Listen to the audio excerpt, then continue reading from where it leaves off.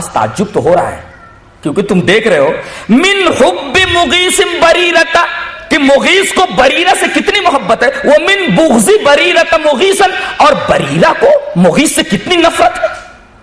بیچارے پیچھے پیچھے گھوم رہے ہیں، لفٹ دینے کے لیے تیار نہیں ہے. کہا کہ اللہ کے رسول کو سفارش وغیرہ کی، کچھ بولیے معاملہ کچھ سنگین لگتا ہے، بولیے آپ. فقال النبی صلی اللہ علیہ وسلم، حضرت بریرہ کو بلایا اور کہا لو راجعتنی، رجوع کر لو تو اچھا ہے، کچھ شوہر ہی برقرار رکھو.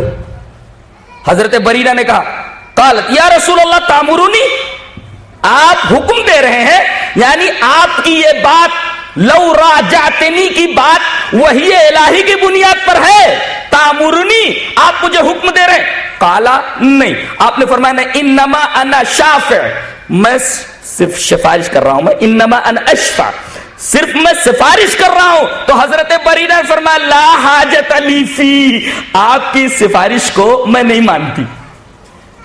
دیکھیے حضرت بریرہ نے آپ سے پوچھا کہ آپ کی یہ بات لو راجعتنی وحی کی بنیاد پر ہے، اگر وحی کی بنیاد پر ہے تو میں رجوع کرنے کے لیے تیار ہوں، اس لیے کہ اگر آپ کوئی بات کہیں اور اس کی بنیاد وحی کے اوپر ہو تو وہ بات واجب التعمیل ہے. رسول اللہ صلی اللہ علیہ وسلم نے فوراً فرما دیا کہ نہیں، ایسا نہیں ہے، یہ بات وحی کی بنیاد پر نہیں کہہ رہا ہوں بلکہ سفارش کر رہا ہوں، میرا مشورہ ہے.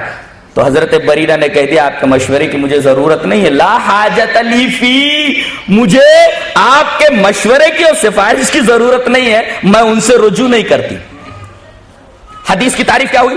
حدیث رسول اللہ صلی اللہ علیہ وسلم کے قول کو کہتے ہیں. کون سے قول کو؟ قول کی دو قسمیں، وہ قول جو وحی الہی کی بنیاد پر ہو، یہ حدیث ہے، اس لیے کہ جو قول وحی الہی کی بنیاد پر ہو واجب التعمیل ہے، اور قول کی دوسری قسم جو وحی الہی کی بنیاد پر نہ ہو وہ مشورہ ہے، اسے مانا بھی جا سکتا ہے اور رد بھی کیا جا سکتا ہے.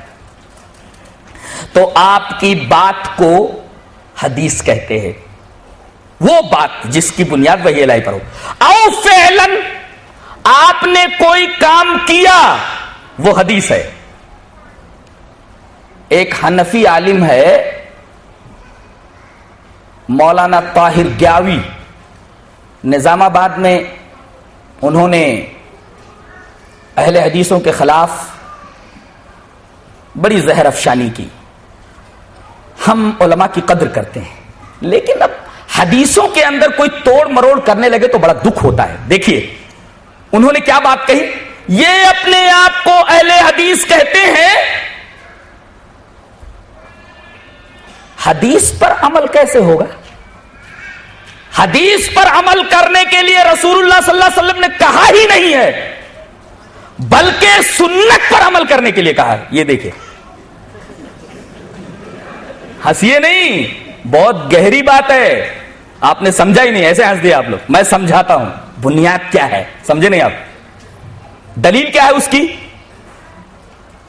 دلیل میں انہوں نے پیش کیا وہی مستدرک حاکم کی روایت، پھر سے پڑھ لیتا ہوں، وعن، اس لیے کہ اس سے ایک نقطہ حل ہو جاتا ہے.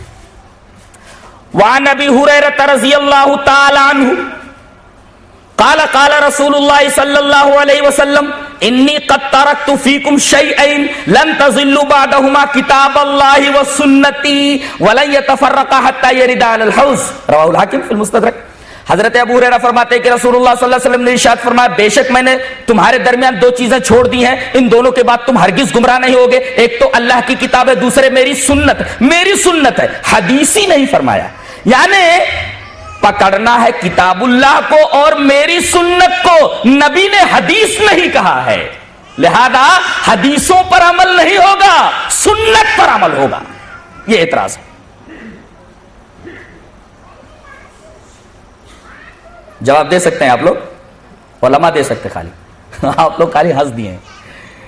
دیکھو نبی نے یہاں سنت کیوں کہا ہے معلوم ہے؟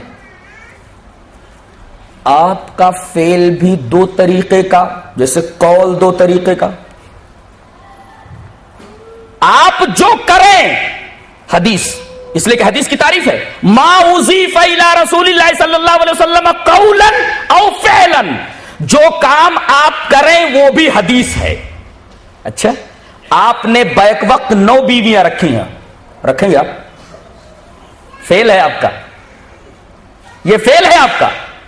بہت ساری چیزیں ایسی کی ہیں جو آپ نہیں کر سکتے. عزیز محترم مولانا احمد اللہ صاحب نے ایک بات ارشاد فرمائی کہ نجاشی کی نماز غائبانہ یہ رسول اللہ صلی اللہ علیہ وسلم کے لیے خاص تھی, آپ نہیں پڑھ سکتے.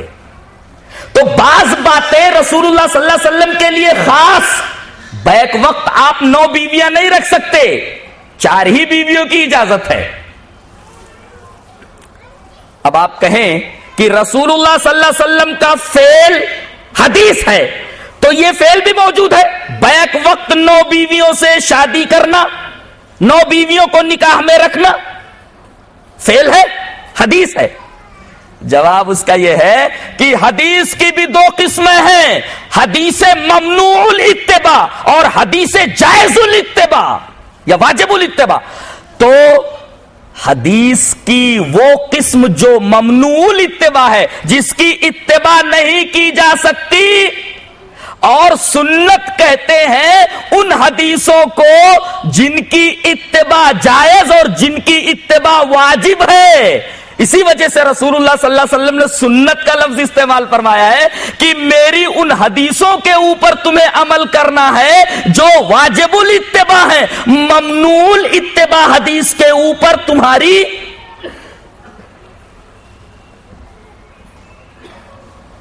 ادا نہیں تسلیم کی جائے گی, اس کو تم عمل میں نہیں لا سکتے.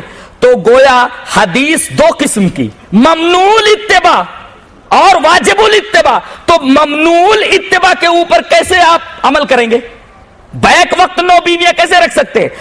اور سنت کہتے ہیں انہی حدیثوں کو جن پر عمل کرنا ضروری ہے. اس کا مطلب کہ وہ حدیث عام ہے اور سنت خاص ہے. اسی وجہ سے رسول اللہ صلی اللہ علیہ وسلم نے حدیث کا لفظ استعمال نہ کر کے سنت کا لفظ استعمال فرمایا ہے کہ میری ان حدیثوں کے اوپر عمل ہوگا جو واجب الاتباع ہے. اس لیے کہ حدیث کے اندر تو دونوں چیزیں, ممنوع الاتباع بھی اور واجب الاتباع بھی, لیکن سنت انہی حدیثوں کو کہا جاتا ہے جو جائز الاتباع ہے اور جو واجب الاتباع ہے. اگر حدیث کہہ دیا جاتا تو پھر یہی اعتراض پڑتا تھا کہ پھر رسول اللہ صلی اللہ علیہ وسلم نے بیک وقت 9 بیویوں کو نکاح میں رکھا ہے, تو اس پر عمل کیا جائے. اس گہرائی کو حضرت سمجھ نہیں سکے, یا سمجھنے کے بعد بھی انہوں نے توڑ مروڑ کر کے اس حدیث کو پیش کرنے کی کوشش کی. تو فرق کیا سمجھ میں آیا؟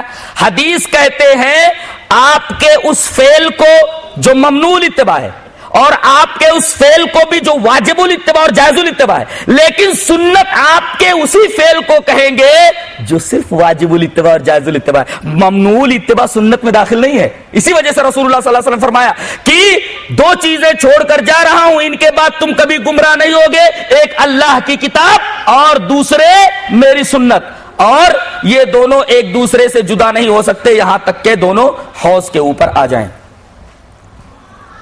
تو یہ حدیث اور سنت کے اندر فرق معلوم ہوا. ویسے یوں بھی جواب دیا جا سکتا ہے کہ آپ سنت کو معلوم کیسے کریں گے, رسول اللہ صلی اللہ علیہ وسلم کے فعل کو معلوم کیسے کریں گے؟ حدیثیں ہی تو واسطہ ہیں. اگر حدیثیں نہ ہوں تو پھر سنتوں کا پتہ کیسے چلے گا؟ تو آپ کا یہ کہنا کہ حدیثوں کے اوپر عمل نہیں ہوگا, سنت کے اوپر عمل ہوگا, یہ ایک مضحکہ خیز بات ہے. رسول اللہ صلی اللہ علیہ وسلم کی احادیث جیسے قرآن جمع کیا جاتا رہا, سینوں میں بھی اور سفینوں میں بھی, حدیثوں کے ساتھ بھی یہی معاملہ تھا. حدیثوں کے ساتھ بھی یہ معاملہ تھا.